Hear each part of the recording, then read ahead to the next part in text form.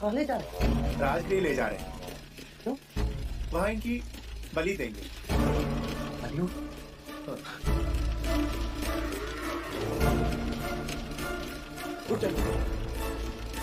क्यों निर्दोष पशु पर अत्याचार कर रहे हैं आप? ऐसा बाबा, हमारा मार्ग छोड़ो। मैं अपने प्राण त्याग सकता हूँ, पर आपका मार्ग नहीं छोड़ सकता।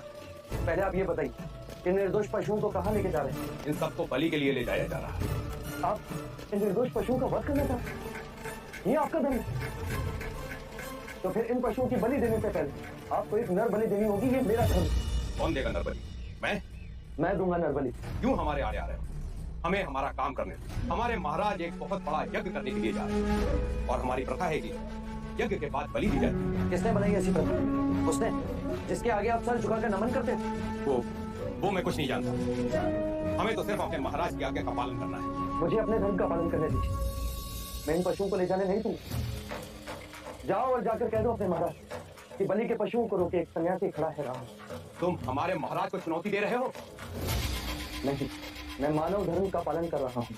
यदि हमारे महाराज का आदेश न होता कि साधु संत का आदर करो, तो हम इसी वक्त आपकी गर्दन धड़ से अलग कर देते। तो कर दीजिए।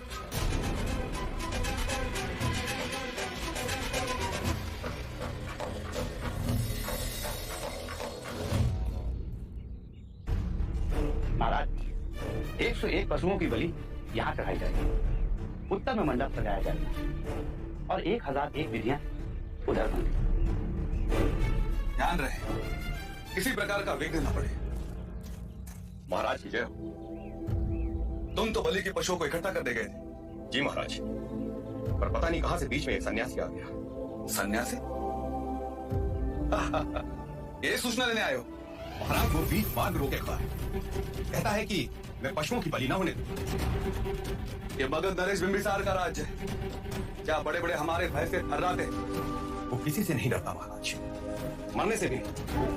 समझाया, डराया, धमकाया, पर उल्टा मुझे ही कहने लगा कि पहले मेरी बलि दो, उसके बाद पशुओं को ले जाओ। इतना हट? फिर तो उसे हमें अवश्य मिलना पड़ेगा। देखो कौन है जो मगध नरेश बिंबिसार के सामने अपना सर उठाने का साहस कर रहा है। महाराज, सर काट के ही ले आते हैं।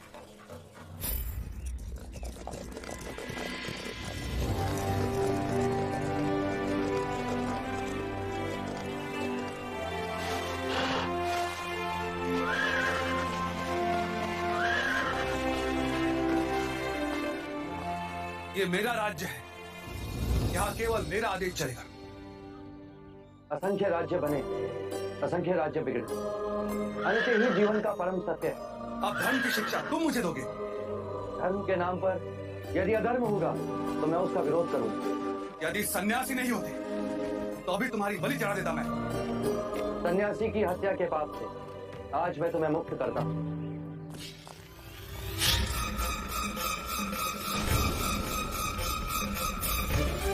महाराज पंडित साहब,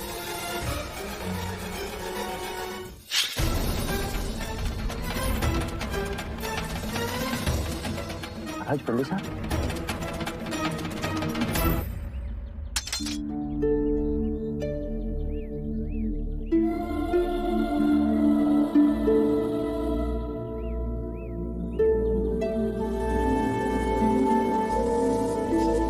सिद्धार्थ, तुम सन्यासी? इतने बड़े पाप से तुमने मुझे आज बचा लिया।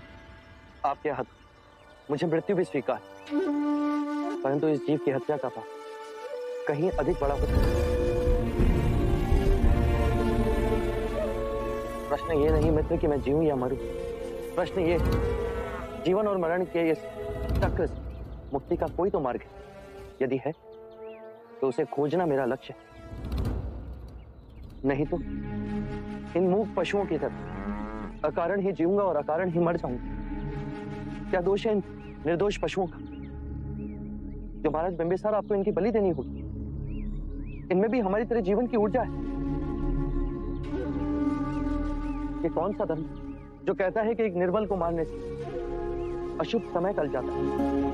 यदि इन मूक पशुओं के मुंह में जीवा होता तो ये भी पूछते कि पाप करे कोई और भरे कोई।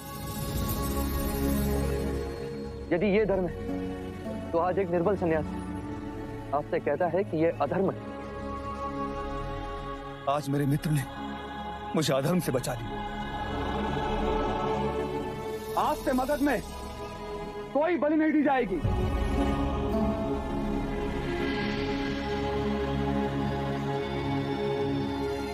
सिद्धार्थ, तुम्हें इस अवस्था में देख ना सकूंगा, इतना बल नहीं है मुझे।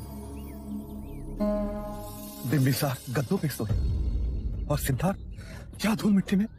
नहीं सिद्धार्थ, मेरे साथ राजमहल में चलो, वहां तुम्हारी साधना में कोई विघ्न नहीं आएगा। नहीं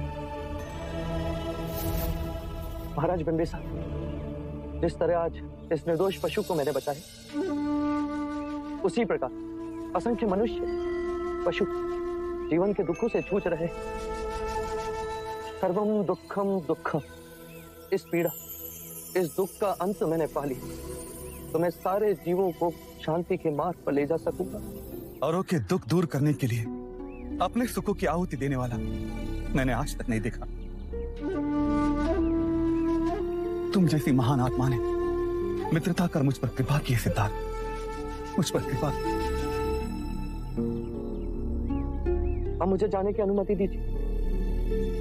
बिंबिसार इतना मूर्ख नहीं है सिद्धार्थ। जिस तरह खिलती धूप को मुट्ठी में बांधा नहीं जा सकता, उसी तरह तुम्हारे इस अलौकिक चित्त को मेरे जैसा निम्न व्यक्ति क्या रोक सकेगा।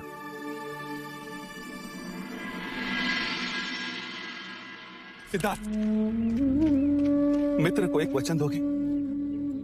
जब भी तुम्हें मुक्ति का मार्ग मिल जाए, तब उसका ज्ञान देने के लिए इस बिंबिसार के पास आओ। वचन दिए।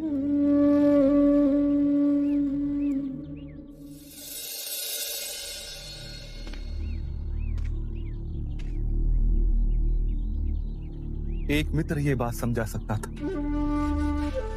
जिसने सब खो दिया उसी ने सब पा लिया, और जिसे ऐसा लगता है कि उसने सब पा लिया, उससे बड़ा निर्धन कोई नहीं।